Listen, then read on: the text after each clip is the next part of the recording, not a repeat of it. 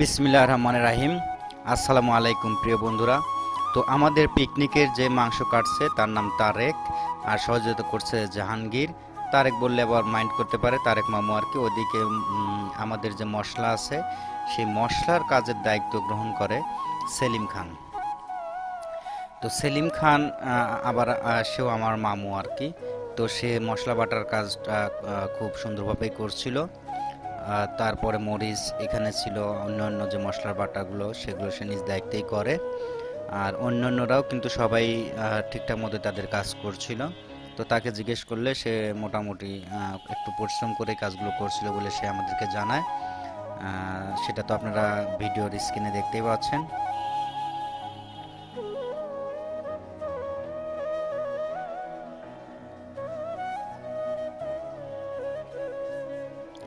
এরপরে দেখেন এখানে ফারুক এবং আমার ঠান্টু মামু হাঁসের মাংস যে চামড়ার যে পরিষ্কার করছিল চামড়ার। তারপরে জাহাঙ্গীর সে তারেককে সহযোগিতা করছিল।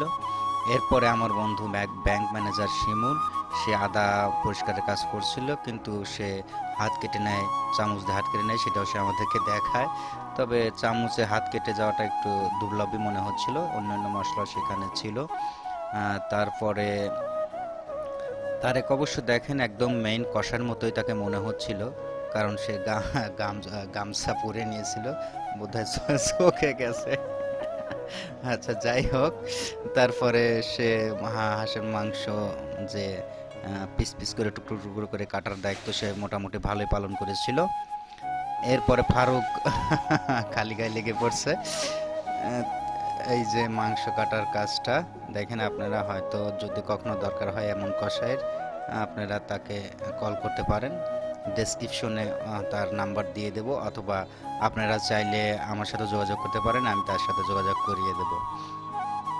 তো আজকের এই পিকনিকটা কিন্তু আমাদের খুবই মজার হতে যাচ্ছে। এটা হাঁসের যে মাংসটা দেখছেন এটাকে আমরা কালাভুনা করব, কারণ গরুর মাংস তো কোরবানিতে সবারই থাকে। তো যাই হোক, আমরা বরাবরের মতো রওনা হয়ে যাই। প্রথম আমাদের ভিডিওটা শুরু হয় নারায়ণপুর ব্রিজে। আমি শুধু পিস পড়েছিলাম অন্যান্য ইনস্ট্রুমেন্ট নিতে গিয়ে। তো তারা মোটামুটি আমাদের সে এগিয়ে যাওয়ায় এখানে গিয়ে তারা অপেক্ষা করছিল। তো আমরা কিছুক্ষণের মধ্যেই তাদের কাছে পৌঁছে যাই।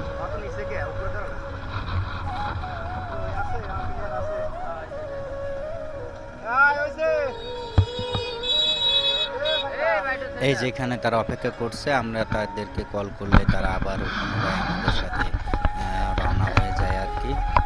তো এখানে ছোট্ট একটা বাচ্চা ছিল, আমাদের রবিউল ভাই, আমাদের নতুন মুখ। নতুন মুখ বলতে গেলে পিকনিকে প্রথম জয়েন করে, তার ছোট্ট একটি বাচ্চা ছিল। ওইখানে রিহান মামা এই যে টেরি পায়নি বোধ হয়।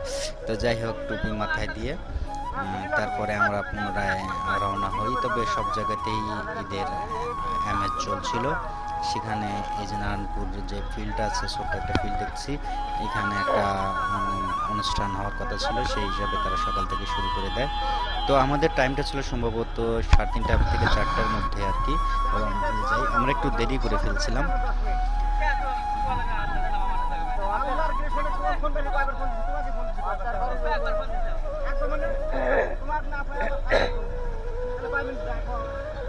তো আপনারা আমাদের সাথেই থাকুন এবং পরিবেশটা উপভোগ করুন।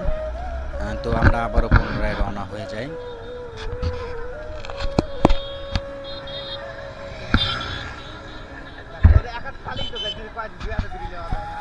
আমরা দেখতে দেখতে নারায়ণপুর বাজারে পৌঁছে যাই।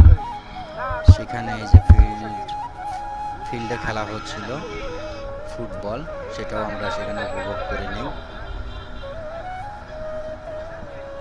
এরপর নারায়ণপুর বাজারের মাঝখান দিয়ে আমরা রওনা হয়ে যাই।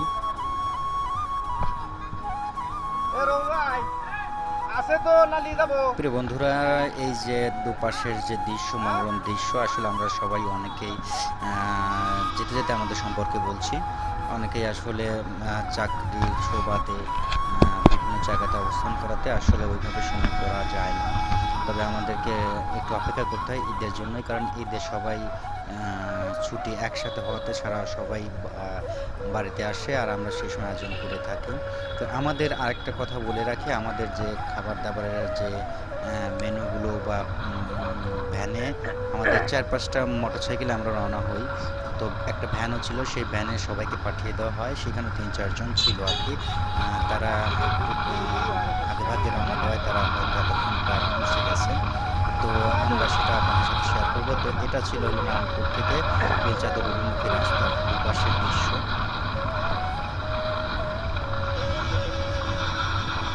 আসলে যেতে যেতে আপনাদের একটা কথা বলে রাখি, সেটা হলো যে আমাদের এই পিকনিকের আয়োজনগুলো তো দেখতে দেখতে আমরা বেলচাঁদ গমুমুখী রোড, যে দিঘুলিয়া থেকে বেলচাঁদ গমুমুখী রোডে আমরা পৌঁছে যাই। সেখান থেকে আমরা এই যে বেলচান্দ মাঠে যাওয়ার আর কি রাস্তা। তো শুষ্ক মৌসুম হওয়ায় একদম অনাবৃষ্টি বলা চলে। তো দুপাশে প্রায় যে ধানের মৌসুম হওয়ায় প্রায় ধানের মৌসুম শেষের দিকে। তো দুপাশে খড় কাদা ছিল এবং মনোরম পরিবেশ দিয়ে আমরা আস্তে আস্তে এগিয়ে যাই। আমাদের মোটরসাইকেলের সামনে ছিল ফারুক ও তারেক মামার গাড়ি, আর অন্যরা হয়তো আরেকটু এগিয়ে গেছে আর কি। তো যাই হোক, পথের মধ্যে আমাদের জিয়া ভাইয়ের সাথে দেখা হয়, সেখানে একটু আলাপচারিতা শেষে আমরা আবার পুনরায় রওনা হই। তো আশা করি আমাদের সাথে থাকবেন এবং পরিবেশটা উপভোগ করবেন। তো আমাদের শহরের যানচল জীবন থেকে একটু ফাঁকা জায়গাতে গেলে একটু ভালোই লাগে, সে উদ্দেশ্যে আমরা এই আয়োজনটা করে থাকি। তো আশা করি আপনাদেরকেও ভালো লাগছে। এটা হলো বেলচাঁদ রাস্তার পরিবেশ।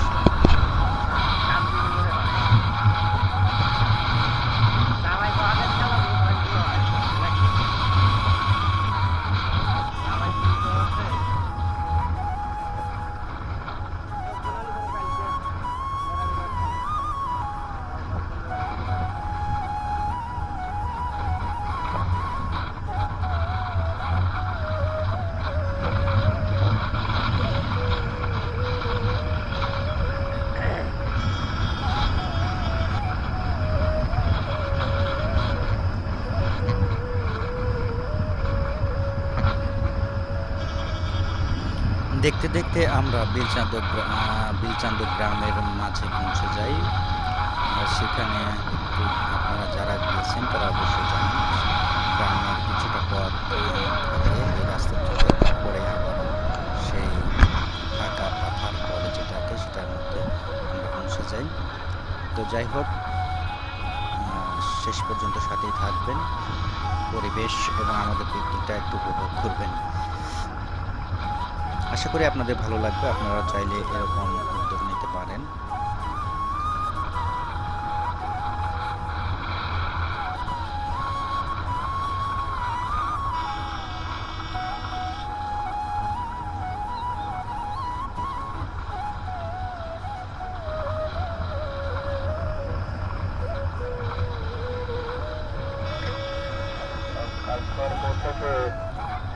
রাস্তার মধ্যে মসজিদের টাকা উঠা ছিল। আমরা সেখানে পার হয়ে এই যে গ্রামটি পার হয়ে আমরা মূল পাথারের যে রাস্তা, বেলচাঁদ পাথার, এই রাস্তায় আমরা পৌঁছে যাই।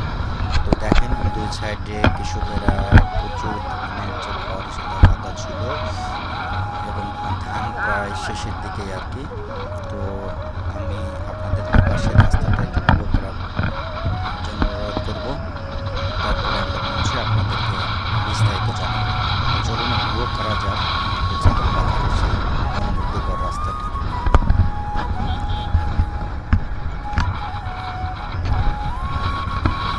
তবে জানিয়ে রাখি, সেখানে শুধু আমরাই নয়, অনেকেই সেখানে যাচ্ছিল। এক প্রকার সেখানে যে দূরে যে বটগাছ দেখা যাচ্ছে, সেখানে এক প্রকার একটা ছোটোখাটো মেলাই হয়েছিল আর কি।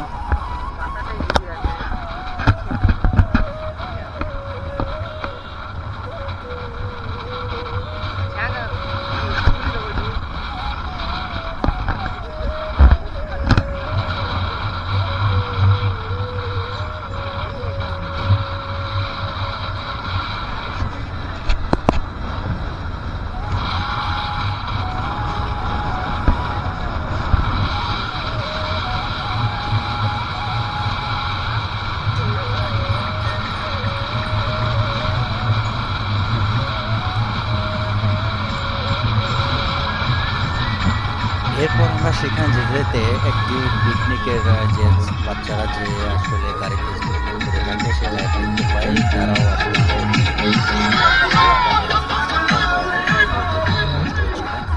যাই হোক আমরা সেটাও দেখে সেই রাস্তাটি পেরিয়ে আবার সেই মনোমুগ্ধকর পরিবেশ উপভোগ করি।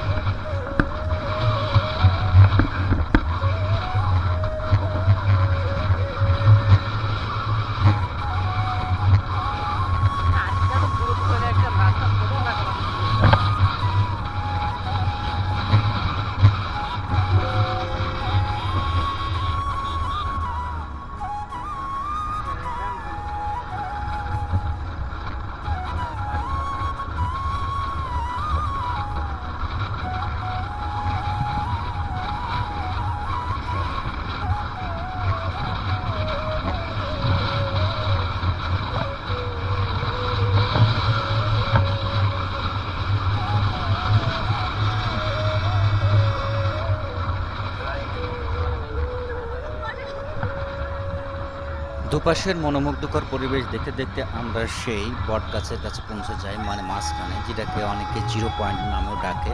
সেখানে আমরা অনেকগুলো গাড়ি বা ছোটোখাটো, আপনাদের আগে বলেছি, মেলা বসেছে, সেটা আমরা দেখতে পাই। তো মেলাকে আমরা পাশ কাটিয়ে বাম দিকে একদম নির্জন পাথরের দিকে যাওয়ার জন্য রওনা হয়ে যাই। তো সেখানে বেশ কিছুই মেলা বসেছিল সেই সময়ে।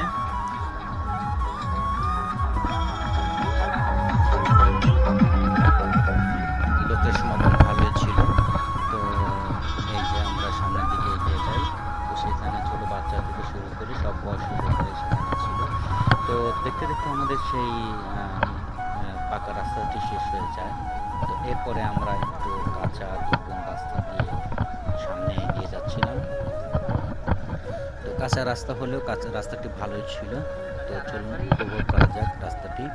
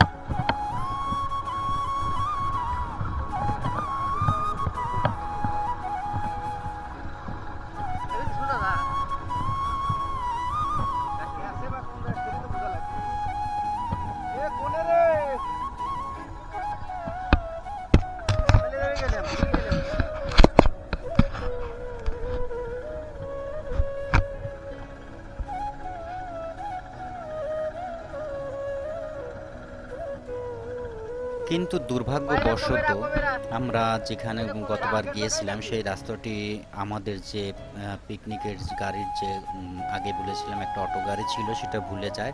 তো আমরা সেখানে দেখতে না পেয়ে সেখানে গাড়িটি থামিয়ে দেই। তো আমরা তাদের অবস্থান জানার জন্য তাদেরকে কল করা হয়। তো কল করে আমরা জানতে পারি সেই রাস্তাটি আমরা যেদিক দিয়ে গিয়েছিলাম সেদিক দিয়ে তারা যেতে যায়নি, অন্য দিক দিয়ে গেছে। তো আমরা তখন তাদেরকে ডাকার জন্য সেই দিকে রওনা হই।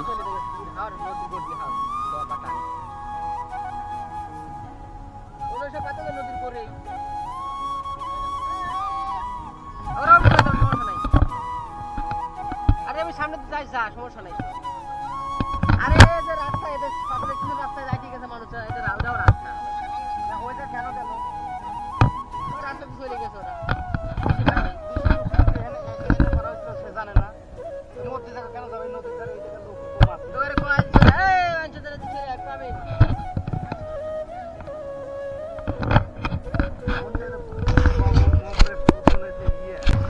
এরপর কয়েকটি গাড়ি সে আগের পথে রওনা হলেও আমরা দুটি মোটরসাইকেল নিয়ে আমাদের ভ্যান গাড়ি বা আমাদের যে পিকনিকের সরঞ্জাম রয়েছে সেদিকেই রওনা হই।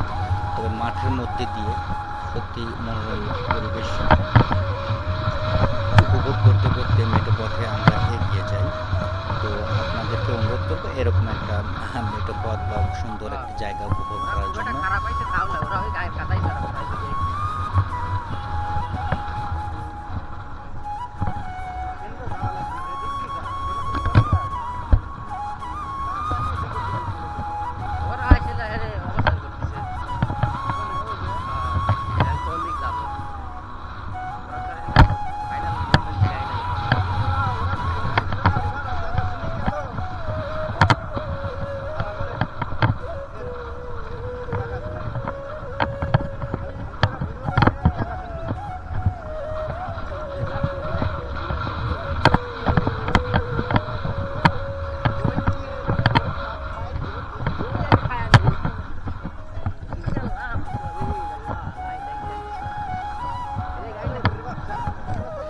আমরা কিছু দূর এগুতেই দেখতে পাই সে আমাদের মালামাল বহনকারী গাড়িটি সেখানে গিয়ে দাঁড়িয়ে আছে এবং ভ্যানের উপর থেকে একজন আমাদেরকে ডাকছিল, সে হলো আমাদের মামু সেলিম খান। তাকে জানালে সে বলে সে রাস্তা ভুলে গেছে, ঠিক পায়নি।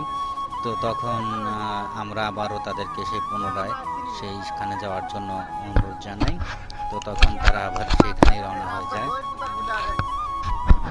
এরপর আমরা সেই কাঙ্ক্ষিত জায়গাতে পৌঁছে যাই।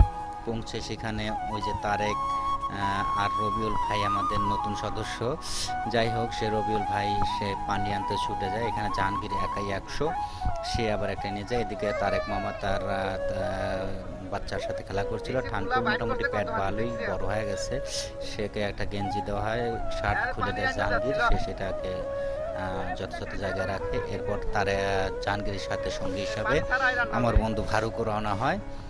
তো যাই হোক আমিও তাদের পিছু নিয়ে সেখানে যাই। সেখানে গিয়ে দেখতে পাই মানে এক কথায় আমাদের পানি যে পাথারে যে বাতানগুলো আছে সেখানে একটি করে টিউবওয়েল থাকে। টিউবওয়েলে সেখান থেকে আমরা পানি নিয়ে আসার উদ্দেশ্যে রওনা হই আর কি।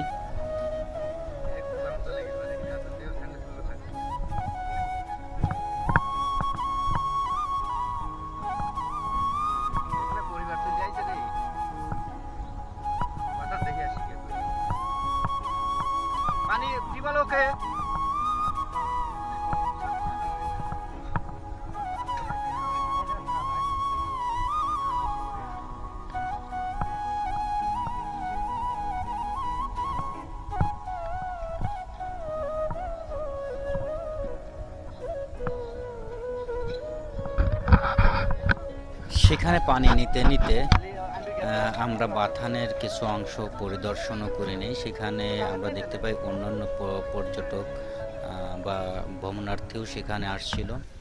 তো সেখানে তাদের যে কথা বলছিল আমরা সেখানে একটু কথা বলে নেই। সেখানে তারেক মামা প্রথম, অবশ্যই আমি আপনাদেরকে বলে রাখি তারেক মামা গতবার যাওয়ার কথা ছিল, যেতে পারেনি। এবার এরপরে যে রবিউল ভাই না পানলে পানি লাগলে পানি দুটো কঠিন ভাই এখানে লেয়ার নিচে না তাই সে আনন্দ বন্ধুদের সাথে তুলছিল। এরপরে তার বন্ধু আর কি তারেক, বলে রাখি তারেক আবার তার ক্লাসমেট, ওই তো দুজন ধর ঠলক পারবি না বেশি ইয়ে হলে। তারা সেটাকে নিয়ে তারা দুজন হ্যাঁ আস্তে আস্তে লে নাই আচ্ছা। এরপরে ময়লা না লই রে দুই দোয়া দোয়া নেই তো এরপরে তারা এগিয়ে যাচ্ছিল দুজন গল্প করতে করতে। তবে যদিও সবাই কাজ না করলে এখানে কিন্তু কাজ করছিল তারা আনন্দের সাথে। ওই যে ডিশ আছে ওই ডিশের মধ্যে খিচুড়ি ডাল লিফেরে বা মাংস ডাল লিফেরে বা পানি নিয়ে যাওয়া যাবে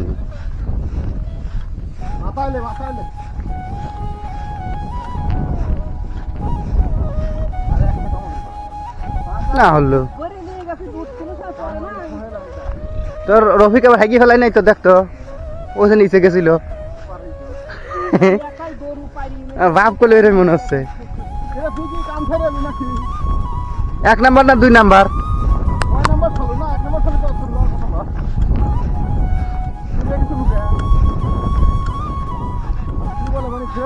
ঠান্ডা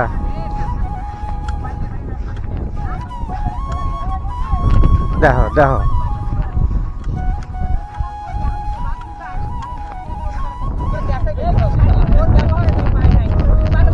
আমি দেবো কে শালা, আমি তো এবার তো যে নাও তো দে বাপ করতেছু।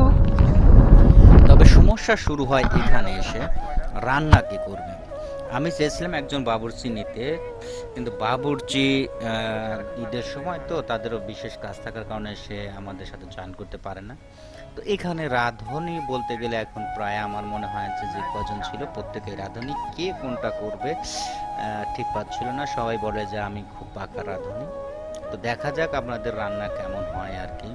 তো রবিউল ভাই চালগুলো ধুয়ে দিচ্ছিল, এদিকে মাংস বা অন্যান্য কিছু রেডি ছিল। তবে আমরা আগে থেকে ভ্যান গাড়িতে কি বলে গ্যাস নিয়ে গিয়েছিলাম, যে হয়তো চুলা জ্বালানো বা খড়ি জ্বালানো মুশকিল হবে। তো গ্যাস নিয়ে যা সেটাকে সেট আপ করি। বাতাস, প্রচুর বাতাস ছিল, তো সেজন্য একটা ভ্যান গাড়ি দিয়ে আর একটা বস্তার যে চট বলে সেগুলো দিয়ে আড়াল করার চেষ্টা করছিলাম। তো এখন আপনারা দেখতেই পাচ্ছেন চলছে রান্নার যে প্রস্তুতির কাজ, সেই কাজগুলো চলছে, সবাই সহযোগিতা করছে। তবে বিশেষ করে আমাদের যে একটা কথা ভুলেই গেছি, এই যে মাঝখানে যে লোকটিকে দেখতে পাচ্ছেন এর নাম হাফিজুর রহমান, তিনি আমাদের বড় ভাই, সেই সাথে এই পিকনিক কমিটির বা আয়োজক কমিটির সভাপতির দায়িত্ব পালন করছিলেন।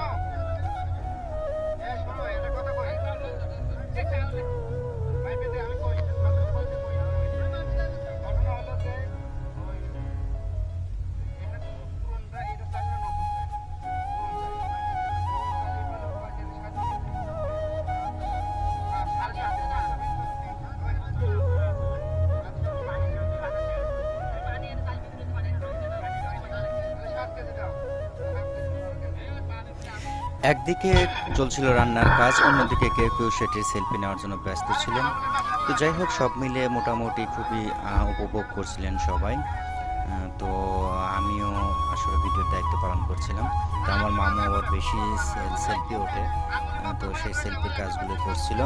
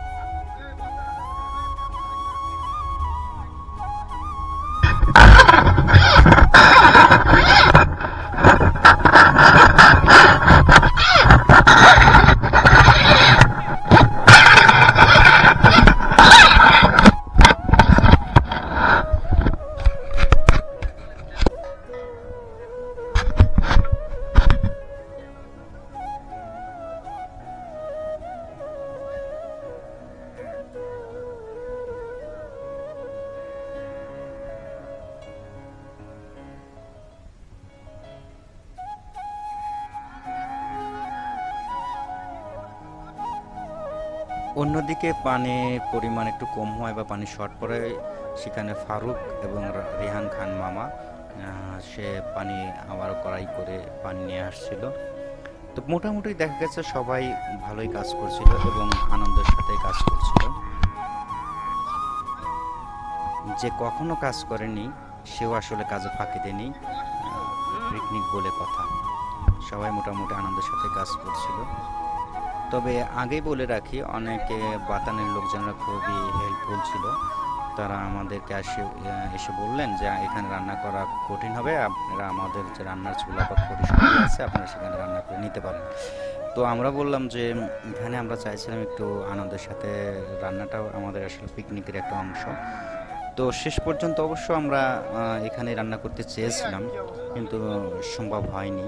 পরে দেখলাম যে এইভাবে রান্না করতে থাকলে আমাদের সন্ধ্যা বা অন্ধকার হয়ে আসবে, তবু রান্না শেষ হবে না, কারণ গ্যাসের চুলাতে পাতিল হয়ে গেছিল বড়। সেই কারণে আসলে খুব সহজে রান্না করা যাচ্ছিল না, দীর্ঘ সময় নিচ্ছিল। তো সভাপতি সাহেবও সেদিকে মত দিচ্ছিলেন যে ওখান থেকে রান্না করে নিয়ে আসা। তো পরে অবশ্য সবার সম্মতিক্রমে সেখানে রান্না করা হয়। তো এই সুযোগে আমি চারপাশের পরিবেশটা দেখছিলাম। এদিকে সোহেলও মোটামুটি, যে জীবনে রান্না করে নাই সেও রান্না করার জন্য ব্যস্ত হয়ে যায়, তার এক তো সে মানে নায়ক আর কি। তো যাই হোক, তাকে চশমা খুলতে বলি, যে চশমা খুলেই ভালো লাগছিল, সে আবার চশমা খুলে সাক্ষাৎকার দেয়। চশমা লাগা, চশমা লাগা। হ্যাঁ, এই যে দেখ দেখ শুধু দেয়া বলে।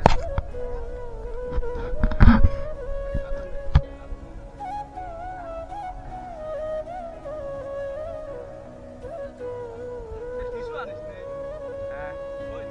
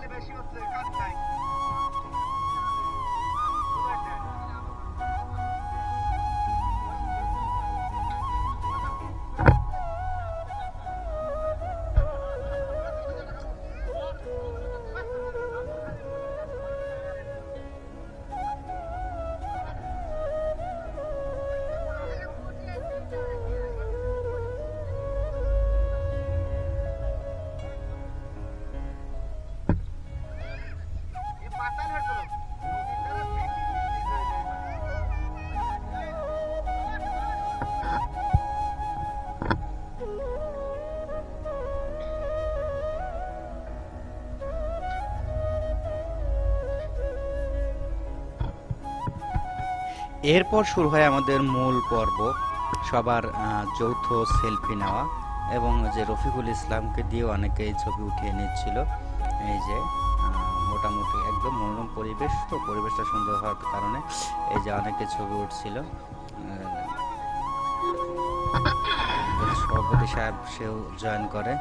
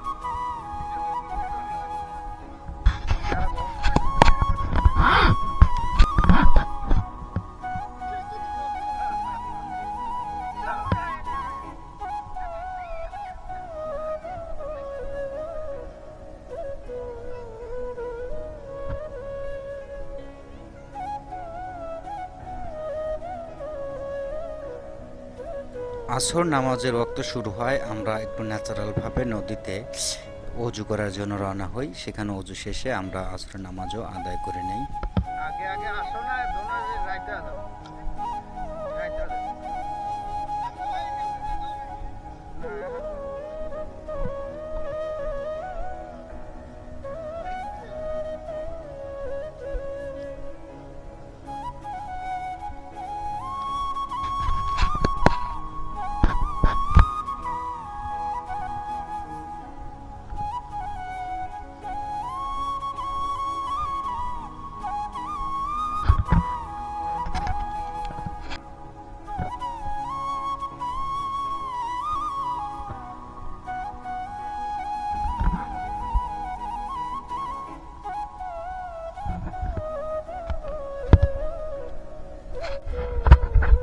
আমরা দুই বন্ধু অজু শেষে এখন যাচ্ছিলাম আসরের নামাজ পড়বো ইনশাআল্লাহ। আমাদের প্রায় 11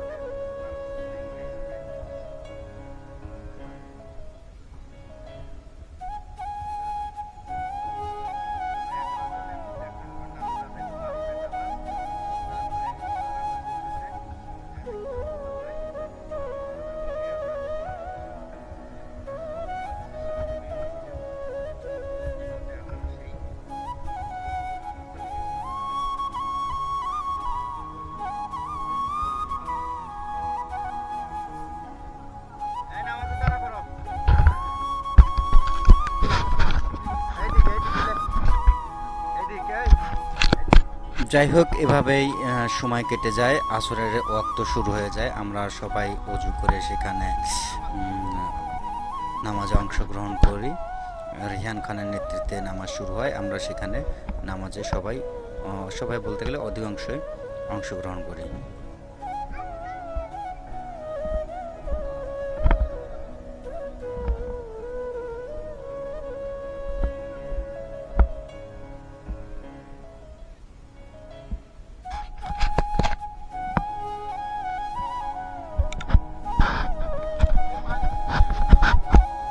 পানি পানি বোতল নিয়ে যাবো, পানি বোতল নিয়ে যাবো।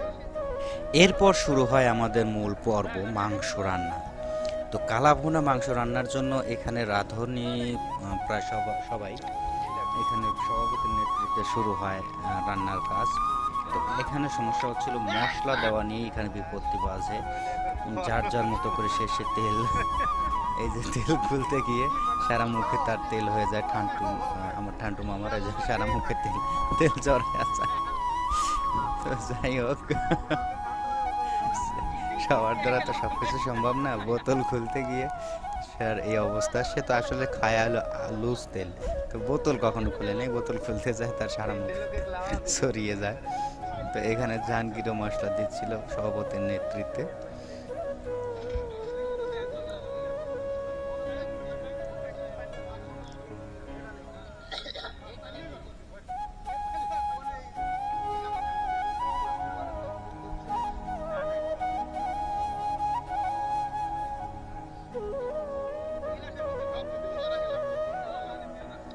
দোয়া লাগবে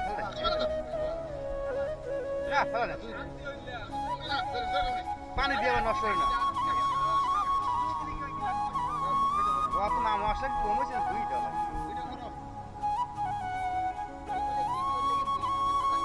মশলা দেওয়াতে দেখেন রাঁধুনি কতজন। এখানে সেলিম খান আমার মামু, সেও আবার মশলা দেওয়া শুরু করে দেয়।